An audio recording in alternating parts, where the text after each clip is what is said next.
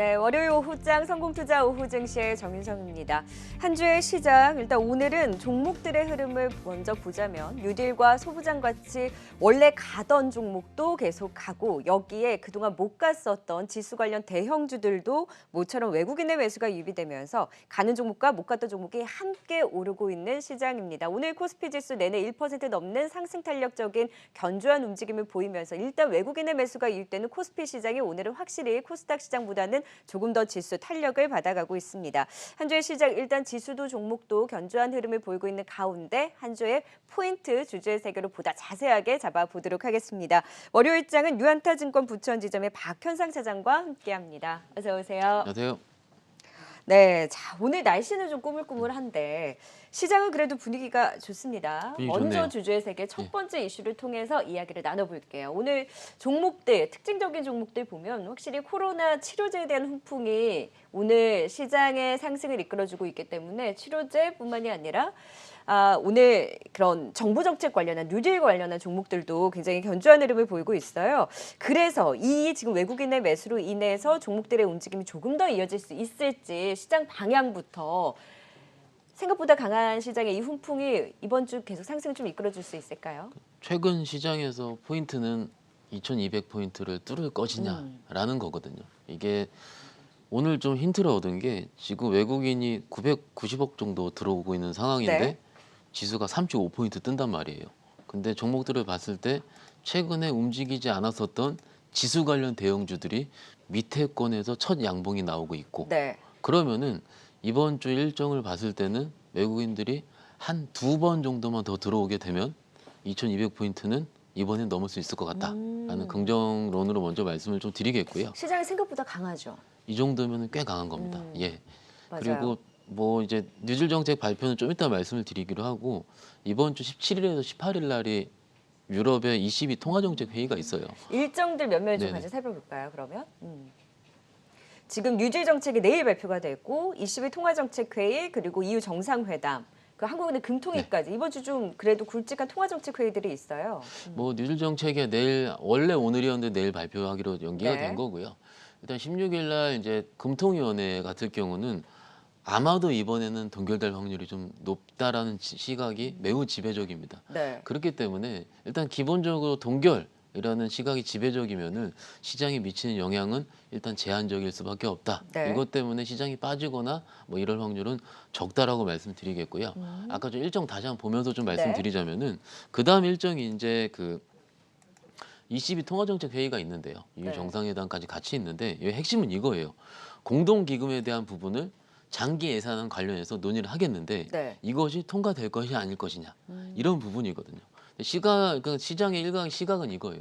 좀 삐끗하게 되면은 좀 시장에서 좀 안 좋은 영향이 있지 않을까 네. 하는데 이게 장기 예산안 관련된 부분이기 때문에 일단은 약간은 논의가 좀 지연이 되더라도 시장에 미친 영향은 적다. 이렇게 말씀드릴 수 있겠고 재정 정책 관련해서 뭐 이견이 있거나 의견 합치가 되지 않는다고 하더라도 일단 유럽 쪽에서 나온 이슈는 제한적이다. 그리고 왜냐면은 그것이 핵심은 뭐냐면은 이탈리아라든지 스페인 같은 코로나19 때문에 피해를 많이 입은 국가들한테 얼만큼 재정 지원을 해주겠느냐 이 부분이거든요. 근데 주식으로 봤을 때 이미 떨어져 있는 주식한테 거기서 더 이상 좀 힘들 수 있다. 정책이 못 간다 하다 그래도 그것이 종목이 더 빠져 그러지 않습니다. 이미 주식으로 봤을 때도 어느 정도 빠져 있는 상황이기 때문에 네. 일단 유럽발 내용 때문에 시장이 이번 주는 흔들릴 확률은 조금 적다라고 네. 말씀 좀 드리겠고요. 네. 그리고 이제 이번 주 좀 예정돼 있는 게 미국에서 실적 시즌이 좀 시작이 그렇죠. 되죠. 실적이 되는데 일단 뭐 간단하게 말씀드리자면 14일 일단 내일 밤부터는 델타항공, 시티그룹이 발표를 하게 되고요. 15일 같은 경우는 알코아, 골드만삭스, 그리고 16일 같은 경우는 우리가 알고 있는 뱅크 오브 아메리카, BOA라고 그러죠. 그리고 17일 날 같은 경우가 넷플릭스가 있어요. 넷플릭스. 예. 그래서 이번 주 같은 경우도 이미 주 초반에 있는 델타항공이나 알코아 같은 이런 부분 같은 경우는 이미 우리가 시장에서 기대감이 그렇게 높지 않은 상황이기 때문에 네. 일단 저는 이번 주 여러 가지 일정을 봤을 때도 그래도 이번 주는 2200 트라이는 오. 가능하지 않을까라는 라고 좀 생각을 할 수 있겠고요. 네, 근데 이제 지금 앞에 전제를 외국인의 매수 지속시로 잡아주셨거든요. 오늘 외국인의 매수가 들어오고 있잖아요. 네. 근데 확실히 치료제에 대한 이슈가 전반적으로 완화적인 흐름 속에 외국인의 매수가 들어오는데 그럼 연속적으로 이번 주는 들어와서 이런 일정들을 감안을 했을 때도 외국인의 매수로 지수가 2200을 간다라고 그럼 보시는 거네요? 왜냐면은 최근에 외국인들이 코리아 시장에서 인할 때 들어올 때 기억을 해보면 대부분이 코로나 뭐 백신이든 치료제 관련 이슈가 있을 때 들어왔거든요. 맞아요. 근데 오늘 확인을 해보니까 러시아에서도 코로나19 관련해서 백신의 백신 얘기 내용이 있고. 굉장히 긍정적으로 나왔다는 거고 지난 주말에는 미국에서 나왔었고 음. 그러면은 지금은 어느 정도는 그런 이슈들이 다른 나라라든지 주중의 시황면을 봤을 때 조금 더 회자될 확률은 높다고 봅니다. 네. 그렇기 때문에 지금 오늘 외국인이 지금 아까 900억이 지금 1,030억 정도 사는데요. 1,000억 정도 매수하는데 지금 35포인트 정도라면은 아마도 한 1,000억에 2,000억 정도가 한 번 정도 더 들어오게 되면은 지금 15포인트밖에 안 남았죠. 네. 이 정도는 충분히 이번 주는 2,200포인트 갈 수 있기 때문에 그러더라도 지금 대부분 분들이 제가 최근에 상담을 해보면은 오늘 아침에 제가 상담을 한 내용인데 현금을 남겨두시고 제가 그 현금을 추가적으로 주식을 하자고 말씀을 드렸더니 장이 언제 크게 빠질지 모르니까는 일단 두겠다라고 얘기를 하시더라고요. 아, 그 지금 남겨놓은 현금을 확보한 그 부분을 이제 쓰자고 하셨다고요? 저는 쓰자고 말씀드렸습니다. 네. 왜냐하면은 그 상담한 고객님의 포트 안에는 주도주가 없더라고요. 아, 주도주라고 하면 언택트, 언택트, 전기차, 전기차, 또 뭐 있죠? 뭐 5G도 될 수가 5G 있고. 뭐 이런 쪽, 예. 성장 산업 쪽. 그러니까 대부분 계좌 안에 삼성전자, 하이닉스 이런 쪽이 들어가 있더라고요. 네. 그러면은 그 계좌 안에서는 포트를 채울 수 있다라고 말씀을 드리고 있습니다. 그 종목들은 갖고 가는 종목들인 거잖아요. 충분히 갖고 삼성전자, 가야죠. SK하이닉스. 예. 왜냐하면 외국인의 매수로 2,200선을 가면 삼성전자, SK하이닉스가 안 갈 수는 없는 거잖아요. 그렇죠. 그러면 이번 주는 그 친구들도 같이 가는데 우리가 주도 섹터라고 하는 그 종목들, 성장 산업의 그 주도주들을 또 담는 기회로 이번 주는 활용을 해보자. 포트 안에 없으시다면은 이번 주에 활용을 하셔야 됩니다. 아, 그러면 지금 만약에 지수 관련 대형주들이 그럼 갈 수 있는 장인 거잖아요. 네. 얘기해 주신 부분들을 보면 그러면 잘 갔던 언택트주들이 쉬어갈 수 있으니까 그거를 이용해서 담자라는 건가요? 지금 언택트의 대표적인 네이버, 카카오가 오늘 1%대 하락을 가지고 있죠. 정말 네. 쉬고 있어요, 그냥. 쉬고 있는 건데 오늘 아침에 또 연락을 받았어요. 그래서 오늘 살까요? 이런 오늘 연락일까요? 사도 되느냐라고 아, 여쭤보시길래 역시. 일단 오늘은 쉬자고 말씀드렸고요. 조금만 더 지켜보자. 예, 하더라도 분할로 지금부터 시작을 해보자. 아, 그러니까 못 샀던 분들이 살 수 있는 기회가 될 수 있고 지수 관련 대형주는 조금 더 반등의 힘으로 지수는 갈 수 있는 이번 주 장을 전망을 해주신 거네요. 지수 관련 대형주, 예, 그렇습니다. 네. 그래서 이번에 체크 포인트가 금통위와 또 실적 시즌인데 확실히 또 언택트 쪽의 대장이라고 볼 수 있는 넷플릭스가 지난 금요일에 급등이 나왔잖아요. 이런 부분들을 좀 선반영을 해서 움직이면 우리 시장에서도 지수 관련주를 올라올 때 역시나 언택트나 이런 쪽은 쉴 때가 매수 기회가 될 수 있는 그 힌트를 또 볼 수 그렇죠. 있는 거네요. 오, 네. 이번 주는 일정을 감안을 했을 때도 시장이 더 갈 수 있다라는 긍정적인 포인트를 이야기해 주셨으니까 이런 일정들과 맞물려서 우리 좀 더 자세하게 종목별로 이야기를 나눠보도록 하겠습니다. 오늘은 일단 가는 종목도 같고 못 갔던 대형주 쪽에서도 올라오는데 그러면 이런 종목들을 어떻게 선택과 집중을 통해서 매매 전략을 세워야 될지 일단 내일 뉴딜 정책 관련한 종합대책이 발표가 되니까 그린 뉴딜과 디지털 뉴딜로 나눠서 봤을 때는 오늘은 수소차와 자동차 부품 쪽이 좀 강한 것 같아요. 근데 많은 분들이 이거 얘기 나올 때 차익 실현을 좀 해야 된다라는 얘기도 해주시거든요.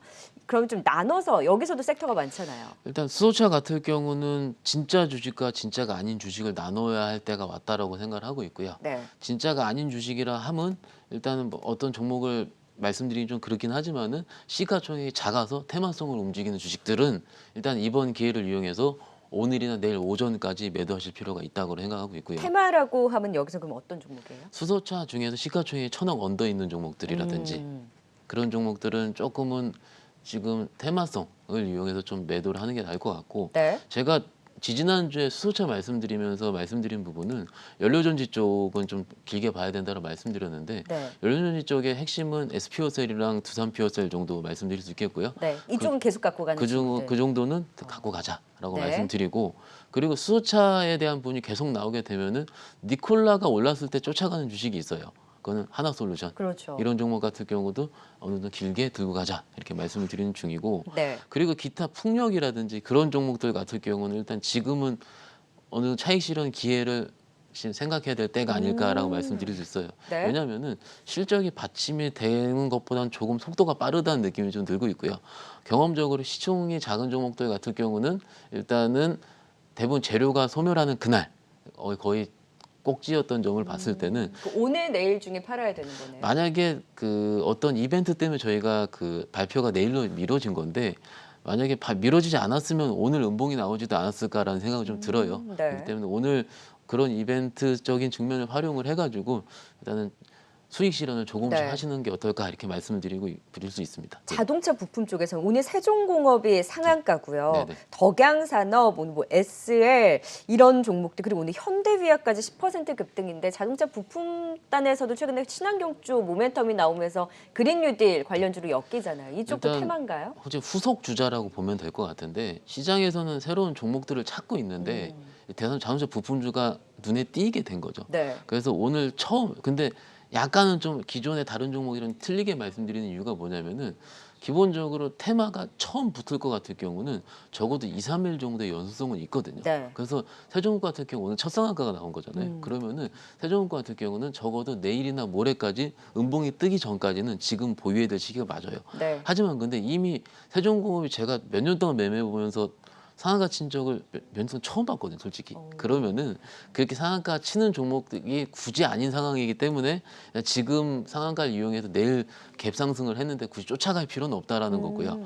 보유자의 영역이기 때문에 그 테마 혹은 그런 종목의 매기가 끝날 때까지는 꾸준하게 들고 갈 때 다시 음봉이 나오면 팔고 나오자 이렇게 좀 말씀드릴 수 있어요. 네, 그래서 결국에 자동차 부품 쪽에서도 힘을 조금 더 강하게 가져갈 수 있기는 하지만 지금 시장이기 때문에 조금 그렇죠. 더 가는 것이지 이것도 테마 쪽으로 그렇죠. 보시는 거네요. 그러면 수소차 쪽에서 1,000억 원 이하 그리고 풍력이라든지 자동차 부품주는 일단은 뉴스 소멸과 더불어서 좀 어느 정도 차익 실현의 관점으로 지켜보고 산업적으로 트렌드를 가져가는 이런 연료전지 그렇죠. 수소 쪽에서는 1,000억 원 이상 쪽에서는 조금 더 트렌드로 갖고 갈 수 그렇죠. 있는 종목군이다. 그러면 그린 뉴딜 관련 최근에 그린 리모델링 관련해서도 관심이 높잖아요. 이쪽도 테마가 아닌 트렌드 산업으로 봐야 되나요? 근데 리모델링 이쪽은 코로나19 이후에 우리들의 사람들의 행태가 바뀐 거거든요. 네. 그렇죠. 맞아요. 행태가 바뀐 것 같은 경우는 테마라고 하지 않고 산업의 트렌드가 바뀌었다라고 얘기를 합니다.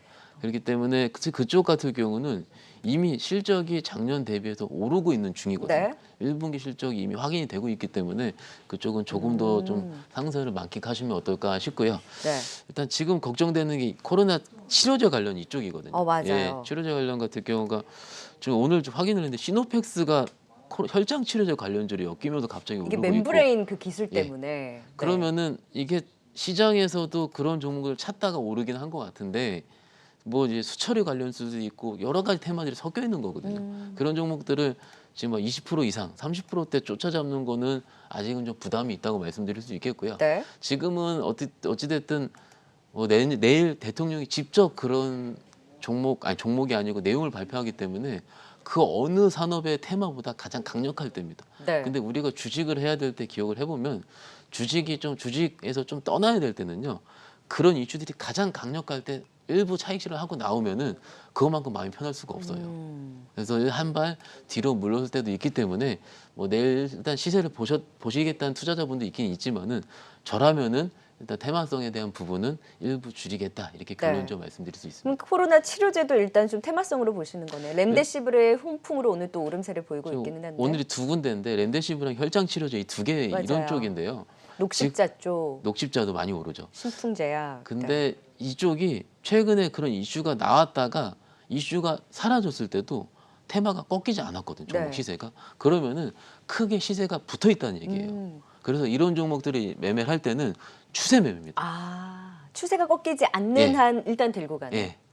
그러니까는 디지털 뉴딜이나 이런 부분 같은 경우는 뉴딜 안에 있는 종목이 실적 베이스가 바탕이 되면은 홀드가 맞지만 네. 코로나19 치료제 같은 경우는 철저하게 모멘텀 매매인데 최근 시장을 살펴보니까는 이게 모멘텀이 사라지더라도 꺾이지 않고 네. 계속 추세가 들어오고 있거든요. 그러면은 내용적으로 말씀드리기 힘들 수 있어도 이런 것 같은 경우는 추세가 들 때까지 들고 가는 게 맞습니다. 여기는 추세 매매, 그리고 뉴딜 관련해서는 어느 정도 차익 실현의 그렇죠. 테마에 실적이 받쳐주지 않는 쪽은 좀 차익 실현을 그렇죠. 하지만 실적이 받쳐주는 트렌드 산업에 대한 구조적인 변화가 있는 그런 수소 관련한 종목들, 연료 전지는 들고 가는 들고 가죠. 디지털 뉴딜은 어떤가요? 데이터 솔루션이 굉장히 좀 탄력적으로 움직이는데 여기가 사실 그린 뉴딜보다는 조금 약한 것 같아요. 데이터 솔루션이 시총이 좀 작죠. 그렇죠. 그래서 오늘 급등을 하고 있는 상황이긴 한데 일단 지금 시총이 작은 종목들의 특징이 뭐냐면은 매물대가 없어요. 아,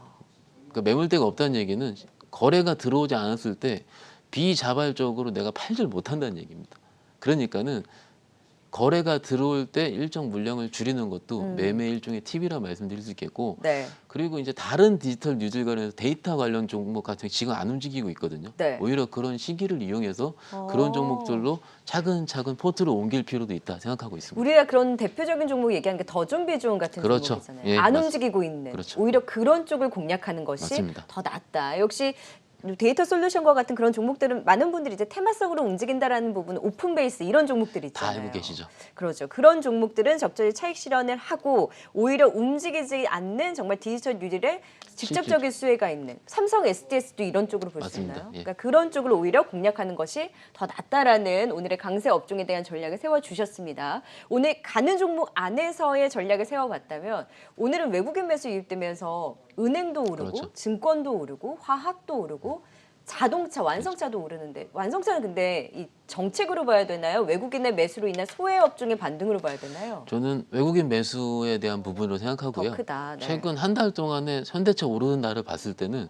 전체 시장이 외국인 들어오는 날이었어요. 맞아요. 그렇기 때문에 아직은 정책에 대한 보다는 외국인 수급에 있는 패시브적인 효과라고 생각을 하고 있고요. 현대 위안은 정책이잖아요, 근데. 그 위안은 정책일 가능성이 크죠. 그 현대 위안은 적절히 수익 실현하는 건가요? 네, 그렇다 그러더라도 생각해 보면 현대차가 빠지는 날 위아가 오르고 이런 확률은 없거든요. 그러니까 같이 오르는데 탄력이 부품 쪽이 좀 더 세다는 거예요. 네. 그럼 자동차 부품주는 아까 말씀을 드린 것처럼 오늘 처음 양봉이 나오고 있고 이런 부분이기 때문에 일단은 지금은 현대차가 꺾이기 전까지 한 번 더 들고 가는 게 낫겠다 이렇게 말씀드립니다. 그럼 현대차는 더 갑니까? 외국인의 매수가 조금 더 유입될 수 있다라고 보셨으면 갈 수 있겠네요. 예, 저는 지금 자리부터는 현대차는 가볼 만하다고 생각하고요. 여태까지 현대차 좋게 말씀드린 적이 없는데 지금부터는 해볼 만하고 이유가 전기차나 수소차 쪽에 대한 부분이 시장에서 많이 회자가 되고 있어요. 네. 그래서 현대차는 지금부터 봐도 된다 이렇게 말씀드립니다. 그럼 금융주, 오늘 은행, 증권, 뭐 화학 오르는 거는 그냥 외국인의 매수로 인한 일단 어느 정도 키 맞추기 수준으로 봐야 되나요? 4월 달에 금융주가 이유 없이 많이 올랐었죠. 그때 들어가셨던 분들은 지금 많이 물려 있으실 거예요. 그때도 외국인 들어올 때 똑같은 패턴이었는데 일단 금융주 같은 경우는 어닝의 개선이라는 부분이 아직은 크게 뚜렷하게 보이질 않습니다. 네. 그래서 그거는 차익 실현 성격으로 천천히 매매로 보시면 어떨까 싶습니다. 네, 자 그래서 사실 오늘은 가는 종목도 뭐 소부장 쪽에서도 지금 계속 움직이잖아요. 네. 소부장과 더불어서 뭐 코로나 치료제, 정부 정책 관련한 이 가는 종목들이 계속하고 오늘 눌려 있었던 소외주들도 오르는 다 같이 오르는 장에서 우리가 항상 선택과 집중으로 압축을 해서 포트폴리오를 재편해야 된다라고 한다면 오늘 같이 오르는 날 그러면 어떤 종목은 치고 어떤 종목은 가져가야 되는 전략인 건가요? 그 제가 준비한 자료 좀 보면서 네. 좀 말씀 좀 드려볼게요. 그 자료의 내용이 뭐냐면은요. 일단 우리가 주식을 하면서 항상 기억해야 될 거는 주도주가 꺾이느냐 안 꺾이느냐인데 네. 저 파란색 음영 같은 경우가 과거에 2009년도부터 2011년도까지 차화종의 시가총액을 합산한 거예요. 그리고 지금 분홍색 음영이 지금 빅 세븐, 그러니까 우리가 알고 있는 삼성 바이오로직스, 셀트리온, LG화학, 삼성 SDI, 네이버, 카카오, NC소프트 종목을 아우. 단순 평균한 내용입니다. 네. 같이 비교했을 때 아직 멀었지 않습니까? 오. 아직 멀었습니다. 지금도 우리가 올랐다라고 생각하는데 예전에 그 차화정에 갔던 힘 대비로는 아직도 진행 중이다. 아직도 진행 중입니다. 아직도 갈 길이 멀다. 그러면 우리가 언제 담느냐가 사실 관건인데 항상 막 카카오 막 이렇게 급등하는 거 보면 오늘 같은 경우에도 조정 별로 나오지도 않아요. 그렇죠. 1, 2% 정도야 카카오 오른 거에 비하면 조정도 아닌데 포트에 없으셨던 분들은 지금부터 분할 매수 시작했으면 좋겠어요. 지금부터요? 지금부터. 오. 근데 근데 앞서서 지수 오른다 그러셨잖아요. 그럼 이 종목군들이 지금 쉴 수 있으니까 이때 담자라는 건가요? 그러면? 근데 굉장히 재밌는 게 포트에 없기 때문에 담아야 된다거든요. 근데 만약에 지금은 현대차라든지 은행주가 올라서 10% 오를 때 카카오는 1, 2% 오르고 쉴 수 있어요. 네. 그럴 수 있거든요. 그러면은 단기적으로. 단기적으로. 그러면은 투자자분들이 네가 얘기해서 내가 카카오 담았는데 얼마 안 올랐고 낙폭과대 종목이 더 올랐는데 그 투자 성과 어떻게 되느냐. 물론 그렇게 말씀하실 수 있어요. 하지만은 주식이 그것만 보는 게 아니고 지수가 빠지게 되면은 그 종목은 안 움직이고 카카오 네이버는 그래서 버티게 됩니다. 아, 왜냐하면 지금까지 한 3달 동안의 데이터를 봤을 때는 지수가 빠져는 카카오 네이버는 들어왔거든요. 네. 그래서 포트 안에는 꼭 들어가 있어야 된다라는 걸 말씀드리는 거고, 아까 오전에 상담한 걸 제가 말씀드린 이유도 깜짝 놀랐어요. 카카오 네이버 같은 언택트가 한 주도 없으세요. 없으신 분들 아직도 많으시죠? 굉장히 많으십니다. LG화 없으신 분들 많고요. 삼성 SDI 없으신 분 많아요. 그런 의미로 2차전지 또 들어가야 된다는 얘기고. 어쨌든 방향성은 지금 이 친구들 강한 주도주를 어떻게든 담아가는 방향으로 가야 된다는 그렇죠. 거네요. 근데 지금 우리 사람이 욕심이 많이 있고 주식을 보면 데이터 솔루션 상한가 치고 이러고 있는데 이런 정도 1, 2% 올라봤자 지금 카카오 가봤자 40만 원인데 이렇게 생각을 해보면은 우리가 주식을 못 담거든요. 네. 근데 주식은요 변동성이 큰 것보다는 변동성이 작은 거를 끝까지 계속 들고 가는 게 수익이 가장 높습니다. 그래서 아까 저기 자료도 말씀드린 이유도 주도주로서 수익이 나고 있어야지 장이 흔들리더라도 내가 버틸 수가 있거든요. 네. 그래서 많이 올라 있지만 2차 전지도 지금은 없는 종목이라면은 뭐 LG화학 같은 경우도 굉장히 좋고요. 그 삼성 SDI 좋고 들어갈 필요가 있고 5G 안에서 제가 2주 전에 나와서 에이스테크가 주도주 터치를 했다라고 말씀드렸어요. 그러면은 에이스테크가 지금 하나만 올라가고 있는데 그런 종목들도 조정이 나오면 들어갈 수가 있고요. 네. 그러니까는 각 섹터별로 주도주 섹터에 있는 종목들은 꼭 포트 안에 들어가야 되는 의미로 일단 이렇게 포트폴리오 전략을 같이 말씀드리고 근데 있습니다. 오늘 들어갈까라고 여쭤보신 분한테 조금 더 기다리시라고 얘기하셨다고 하셨잖아요. 왜냐하면은 그분들 같은 경우는 현금 별로 없어요. 그래서 그거를 조금 더 해자 이것보다는요. 없으신 분들은 분할매를 지금 시작하자는 거죠. 예를 들어 100주를 사실 것 같으면 지금부터 10주는 들어가야지 조금 더 빠지면 내가 그걸 가지고 주식을 더 살 수가 있거든요. 반은 일단 담가놔야 되는. 왜냐하면은 만약에 여기서 2, 3%더 빠지면은요. 5일선 닿는데 주가 빠지는 거 아니냐 해서 또 걱정이 돼요. 주식이 있어야 주식을 더 살 수가 있습니다. 예. 네. 그래서 지금 시점에서는 결국에는 언택트와 2차전지 5G 주도 성장 섹터를 담는 방향으로는 어쨌든 가야 되고 그렇죠. 지금 주춤할 때 계속해서 분할 매수로 이들 종목군 중심으로의 이제 포트 전략을 세워보자라는 전략까지 이야기를 해주셨는데요.